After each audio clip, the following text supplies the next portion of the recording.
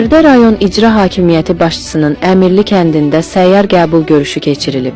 Keçirilən görüşdə icra hakimiyyətinin başçısı, aparatın məsul şəxsləri, hüquq mühafizə orqanlarının, təhsil, səhiyyə, mədəniyyət, xidmət təşkilatlarının rəhbərləri, bələdiyyə, inzibati ərazi dairəsi üzrə nümayəndəliyin əməkdaşları və kənd sakinləri iştirak ediblər.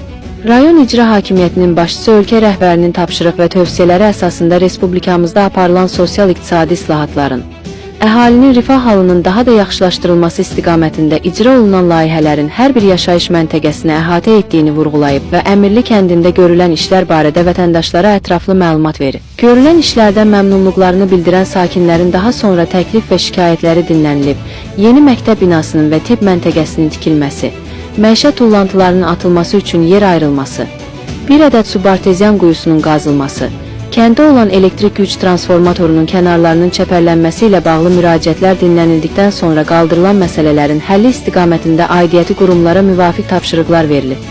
Orxan Yusifov, Hədəf Xəbər, Bərdə.